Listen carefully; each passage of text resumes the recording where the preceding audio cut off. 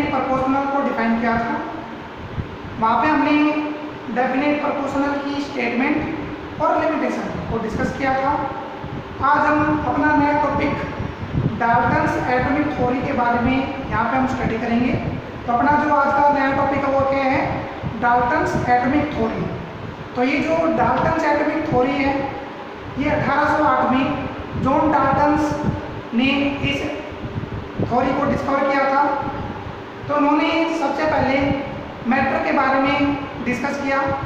उन्होंने बताया कि जो मैटर होता है वो एटम के कॉम्बिनेशन से बनता है, ठीक है। फिर उन्होंने डिफरेंट या सेम टाइप के एलिमेंट के एटम के बारे में उन्होंने एक्सप्लेन किया। तो सिंपल ये कह सकते हो कि ये जो जॉन डाल्टन्स है इन्होंने मैटर और एटम्स की इंफॉर्मेशन हमें यहाँ पे प्रोवाइड करवाई है। तो सबसे पहले हम मेन पॉइंट को यहाँ पे इस थ्योरी के मेन पॉइंट को यहाँ पे स्टडी करेंगे। फिर उसके बाद इस थ्योरी की लिमिटेशन को यहाँ पे एक्सप्लेन करते हैं। तो सबसे पहले हम बात कर लेते हैं मेन पॉइंट या कहे तो पोस्टुलेट्स ऑफ डाल्टन्स थ्योरी। जो डाल्टन्स थ्योरी है उसके मेन पॉइंट को यहाँ पे पहले स्टडी करेंगे, फिर उसके बाद लिमिटेशन। तो आओ भाई सबसे पहले हम मेन पॉइंट को देखते हैं। तो देखो, matter is made up of extremely small individual particle called atom. ये पहले बता दिया था कि जो मैटर होते हैं वो small very very small size के पार्टिकल के कॉम्बिनेशन से बनते हैं। और ये जो स्मॉल साइज के पार्टिकल यहाँ पे लेके चल रहे हो ये इंडिविजुअल होना चाहिए, मतलब ये ऐसा छोटा साइज का पार्टिकल होना चाहिए जिसके और अधिक टुकड़े न उसके, मतलब कहे तो एटम्स। एटम के डेफिनेशन भी यही है। एटम्स किसी भी सब्सटेंस का वो छोटा या सिंपल पार्ट होगा जिसको और अधिक पार्ट्स में डिवाइड नहीं कर सकते, तो वो क्या कहलाता है, एटम। तो यही यहाँ पे बता दिया कि जो मैटर होता है वो एटम के कॉम्बिनेशन से बनता है, मतलब मैटर का जो सबसे स्मॉलेस्ट पार्ट होगा वो क्या होगा, एटम। तो वही यहाँ पे बता रखा है कि जो एटम है वो जो मैटर है वो एटम के कॉम्बिनेशन से बनता है। तो matter is made up of extremely small individual particles called atoms. Okay, matter का जो सबसे छोटा या सिंपलेस्ट पार्ट होगा वो क्या है, एटम्स। चलो दूसरे पॉइंट आओ। तो दूसरा पॉइंट क्या कह रहे हैं, अगर मान लो हम सेम एलिमेंट की बात करें, सेम एलिमेंट के कुछ एटम्स लेके चलें, तो ये कह रहे हैं कि जो सेम एलिमेंट के एटम्स हैं उनकी प्रॉपर्टीज सेम होती है। यहाँ पे दो केस आएंगे, एक तो सेम एलिमेंट, दूसरा डिफरेंट एलिमेंट्स। तो पहले बात कर लेते हैं सेम एलिमेंट की। तो सेम एलिमेंट के जो एटम्स होंगे अपने पास उनकी प्रॉपर्टीज सेम होती है, ठीक है। मतलब जो सेम एलिमेंट के एटम्स हैं उन सभी एटम्स का मासेस कह दो, साइज कह दो, शेप कह दो एटम्स की, वो आपस में सेम है। जैसे मान लो अपने पास एक मॉलिक्यूल है H2, अपने पास यहाँ पे एक H2 मॉलिक्यूल्स दे रखे हैं, this is H2 molecules, hydrogen molecules यहाँ पे लेके चल रहे हैं। तो हाइड्रोजन मॉलिक्यूल्स में ये बताओ कि कितने एलिमेंट यहाँ पे प्रेजेंट है। H2 मॉलिक्यूल्स में केवल एक एलिमेंट प्रेजेंट है, एक टाइप का एलिमेंट प्रेजेंट है, कौन सा, हाइड्रोजन। हाइड्रोजन एलिमेंट यहाँ पे प्रेजेंट है और हाइड्रोजन एलिमेंट के कितने एटम प्रेजेंट है, 2, ठीक है। हमने हाइड्रोजन मॉलिक्यूल्स को यहाँ पे एग्जाम्पल के बेसिस पे यहाँ पे लेके चले हैं। तो हाइड्रोजन मॉलिक्यूल्स में हाइड्रोजन एलिमेंट यहाँ पे प्रेजेंट है, मतलब एक टाइप का एलिमेंट यहाँ पे प्रेजेंट है। अच्छा, हाइड्रोजन एलिमेंट के टोटल एटम कितने हैं, 2। तो ये जो अपने 2 हाइड्रोजन एटम्स है इन सभी की जो प्रॉपर्टीज होगी, चाहे फिजिकल प्रॉपर्टीज की बात कर लो चाहे केमिकल की बात कर लो, वो क्या है, सेम, ठीक है। मान लो अपने पास 2 हाइड्रोजन एटम हो गए, एक तो राइट कर लिया Ha और दूसरा राइट कर लिया Hb, Ha एंड Hb।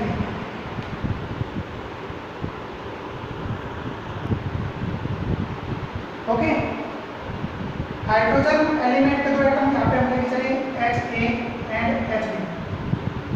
मान लो इन दोनों को कंबाइन करोगे तो कंबाइन करने के बाद हमें H2 मॉलिक्यूल यहाँ पे फॉर्म होता है।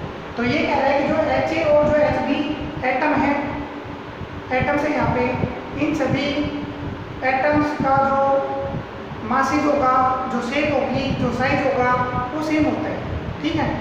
तो वो यहाँ पे बता दिया atoms of same atoms of same elements are identical in all respect. ठीक है, जो सेम एलिमेंट्स के जो एटम्स हैं उनकी प्रॉपर्टीज सेम है, चाहे फिजिकल प्रॉपर्टीज की बात कर लो चाहे केमिकल प्रॉपर्टीज की बात कर लो, वो सभी क्या होगी, सेम होगी। ठीक है, यहाँ पर जितने भी एटम्स होंगे सेम एलिमेंट के, उन सभी का मासेज, साइज और शेप वो आपस में सेम होते हैं। अभी हमने एग्जांपल लिया था H2 मॉलिक्यूल्स का। चलो दूसरा एग्जांपल ले लो।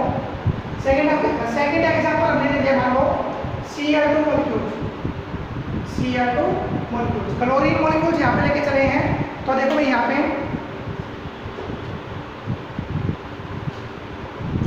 Cl2 मॉलिक्यूल्स हम लेके चले, तो ये बताओ कि जो Cl2 मॉलिक्यूल्स है इसमें कौन सा एलिमेंट प्रेजेंट है, क्लोरीन। क्लोरीन एलिमेंट यहाँ पे प्रेजेंट है और क्लोरीन एलिमेंट के टोटल एटम कितने हैं, 2। मान लो अपने पास एक तो Cl हो गया और दूसरा Cl हो गया। तो Cl और जो Cl जो 2 एटम्स है क्लोरीन एलिमेंट के, इन सभी की जो प्रॉपर्टीज होगी, चाहे फिजिकल प्रॉपर्टीज हो चाहे केमिकल प्रॉपर्टीज हो, वो सभी के सेम। ठीक है, Cl और Cl का जो मासेज होगा, जो साइज होगा, जो शेप होगी एक दूसरे की, वो क्या होती है, सेम होती है। ठीक है, ओके। तो ये हम सेम एलिमेंट के एटम्स के बारे में पढ़ रहे हैं कि जो सेम एलिमेंट के एटम्स हैं उनकी प्रॉपर्टीज सेम होती है। ठीक है, उनके एटम्स का साइज, उनका मासेज, उनकी शेप आपस में सेम होगी। चलो ये तो सेम एलिमेंट की थी। अब बात कर लेते हैं डिफरेंट एलिमेंट्स की। तो जो डिफरेंट एलिमेंट्स के एटम्स होंगे उनकी फिजिकल और जो केमिकल प्रॉपर्टीज होती है वो डिफरेंट होती है। ओके, डिफरेंट एलिमेंट्स के जो एटम्स हैं उनकी प्रॉपर्टीज, चाहे फिजिकल प्रॉपर्टीज की बात करो चाहे केमिकल प्रॉपर्टीज की बात करो, वो क्या होती है, डिफरेंट। ओके, चाहे मासेज के केस में लगा लो, चाहे शेप के केसेस में लगा लो, चाहे साइज के केस में लगा लो, तो ये सभी क्या होते हैं, डिफरेंट। जिसके मान लो एग्जाम्पल देखो, फॉर एग्जाम्पल वाटर मॉलिक्यूल्स क्या लेके चले, वाटर मॉलिक्यूल्स यहाँ पे लेके चले हैं। तो वाटर मॉलिक्यूल्स में टोटल 2 टाइप के एलिमेंट यहाँ पे प्रेजेंट है। वाटर मॉलिक्यूल्स में 2 टाइप के एलिमेंट यहाँ पे प्रेजेंट है, एक तो हाइड्रोजन एलिमेंट और दूसरा ऑक्सीजन एलिमेंट। तो ये 2 टाइप के एलिमेंट यहाँ पे प्रेजेंट है। ओके, हाइड्रोजन एलिमेंट की बात करें तो हाइड्रोजन एलिमेंट के जो अपने 2 एटम प्रेजेंट है। हाइड्रोजन एलिमेंट के टोटल एटम कितने हैं, 2 हाइड्रोजन एटम यहाँ पे प्रेजेंट है। ऑक्सीजन एलिमेंट का 1 एटम प्रेजेंट है। समझ आ गया, ऑक्सीजन एलिमेंट का 1 एटम, हाइड्रोजन एलिमेंट के 2 एटम। तो ये कह रहे हैं कि जो डिफरेंट टाइप के एलिमेंट के जो एटम्स होंगे उनकी केमिकल और जो फिजिकल प्रॉपर्टीज होगी वो डिफरेंट होती है। ठीक है, यहाँ पे जो एटम्स है इन सभी एटम्स का जो मास होगा एक दूसरे के रेस्पेक्ट में, जो साइज होगा या जो शेप होती है वो डिफरेंट होती है। जबकि सेम टाइप के एलिमेंट्स के एटम की जो प्रॉपर्टीज होगी वो सेम होती है और डिफरेंट टाइप के एलिमेंट्स के जो एटम्स की जो प्रॉपर्टी होगी वो डिफरेंट होगी। ओके, तो ये अपना दूसरा तीसरा पॉइंट हो गया। ओके, तो 3 पॉइंट हमने यहाँ पे स्टडी कर लिए। चौथे पॉइंट की बात करें तो देखो, फोर्थ पॉइंट क्या है, सेम या डिफरेंट टाइप के एलिमेंट्स के एटम्स जब एक दूसरे के साथ कंबाइन करते हैं तो कंबाइन करने के बाद हमें यहाँ पे मॉलिक्यूल्स प्रोवाइड होते हैं। क्या बताया, सेम टाइप के एलिमेंट्स के एटम या डिफरेंट टाइप के एलिमेंट्स के एटम जब एक दूसरे के साथ कंबाइन करेंगे तो हमें क्या मिलेगा, मॉलिक्यूल्स मिलेगा। ठीक है, जैसे मान लो अपने पास H2 मॉलिक्यूल्स है, H2 मॉलिक्यूल्स। तो देखो H2 मॉलिक्यूल्स में एक टाइप का एलिमेंट प्रेजेंट है ना, यहाँ पे एक टाइप का एलिमेंट है। कौन सा एलिमेंट प्रेजेंट है, हाइड्रोजन। तो हाइड्रोजन के 2 एटम एक दूसरे के साथ कंबाइन किया और कंबाइन करने के बाद हमें यहाँ पे क्या प्रोवाइड कर दिया, H2 मॉलिक्यूल्स। इसी तरह डिफरेंट टाइप के एलिमेंट के एटम को लेते हुए यहाँ पे एक्सप्लेन करना है, जिसके मान लो अपने पास दूसरा मॉलिक्यूल है H2O, जो अभी हमने समझाया था।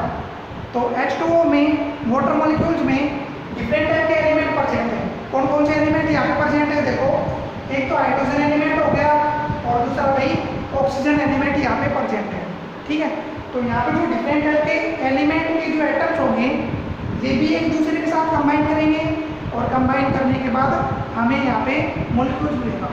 तो ये यहाँ पे बता दिया कि सेम टाइप के एलिमेंट के एटम्स या डिफरेंट टाइप के एलिमेंट के एटम्स जब एक दूसरे के साथ कंबाइन करेंगे तो कंबाइन करने के बाद हमें मॉलिक्यूल्स यहाँ पे फॉर्म होता है। ठीक है, तो एटम्स ऑफ सेम और different elements are combined to each other and give the molecules. Okay, आगे क्वेश्चन में चलो अब बात कर लेते हैं फिफ्थ पॉइंट की।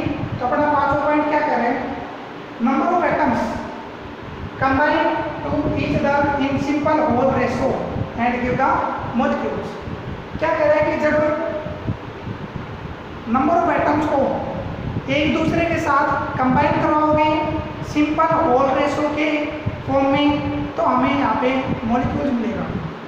समझ, नंबर ऑफ एटम्स को चाहे वो डिफरेंट टाइप के एलिमेंट के एटम्स हो चाहे सेम टाइप के एलिमेंट के एटम्स हो, अगर इन एटम्स को एक दूसरे के साथ कंबाइन करवाते हो, कंबाइन किस केस में करवाओ, देखो ये आपस में कंबाइन करेंगे in simple whole ratio, simple whole number ratio.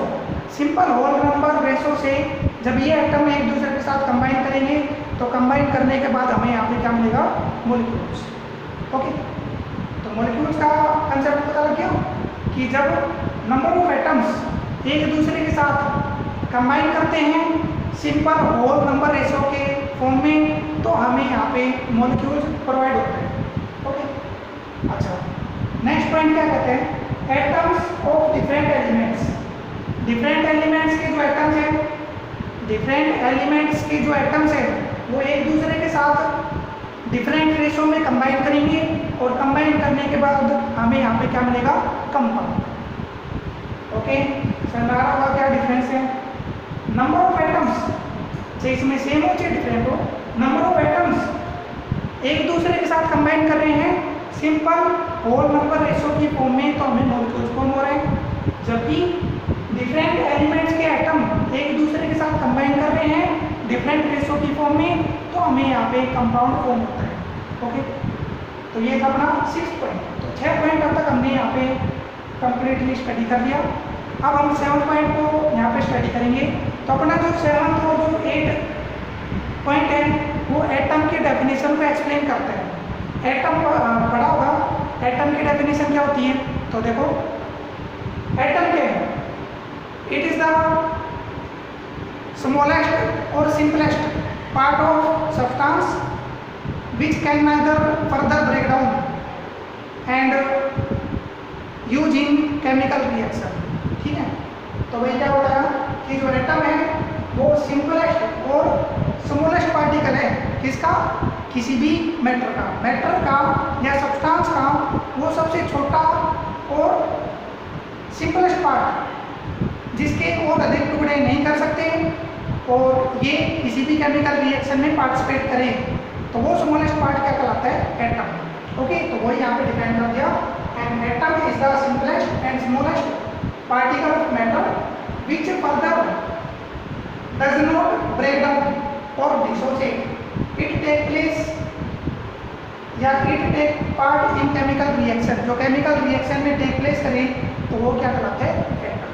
कर लोगे, जैसे मान लो अपने पास चौक है, चौक को छोटे छोटे पार्टिकल में छोटे छोटे पार्ट में ब्रेक डाउन कर दो। इस टाइप से उसको ब्रेक डाउन करना है कि जो अपने छोटे छोटे पार्टिकल यहाँ पे मिलेंगे उसके और अधिक टुकड़े नहीं होने चाहिए, तो वो स्मॉल साइज पार्टिकल क्या कहलाता है, एटम। और ये जो स्मॉल साइज का पार्टिकल होगा जिसके और अधिक टुकड़े नहीं हो रहे तो ये सिंपल केमिकल रिएक्शन में यूज भी हो रहा है। ठीक है, तो ये है एटम की डेफिनेशन। ओके, आठवां पॉइंट क्या है, an atom can neither be create nor be destroy. Atom को न तो आप क्रिएट कर सकते हो और न उसको डिस्ट्रॉय कर सकते हो, न तो हम उसको पैदा कर सकते हैं और न ही एटम को कंप्लीटली डिस्ट्रॉय कर सकते हैं, खत्म कर सकते हैं। ठीक है, तो ये थे कुछ main point Dalton's atomic theory के। तो पता लग गया होगा, तो यहाँ से पॉइंट आउट किया होगा, नोटिस किया होगा कि ये जो डाल्टन्स एटॉमिक थ्योरी के जो मेन पॉइंट हैं वो कंप्लीटली एटम के सराउंडिंग ही इसको एक्सप्लेन कर रहे हैं, एटम को कंप्लीटली एक्सप्लेन कर रहे हैं। ठीक है। तो एटम और मैटर के बारे में कंप्लीटली इंफॉर्मेशन प्रोवाइड करवाते हैं। तो ये थे अपने main points of Dalton's atomic theory. अब लिमिटेशन की बात रही, तो लिमिटेशन हम आगे लेक्चर में स्टडी करेंगे।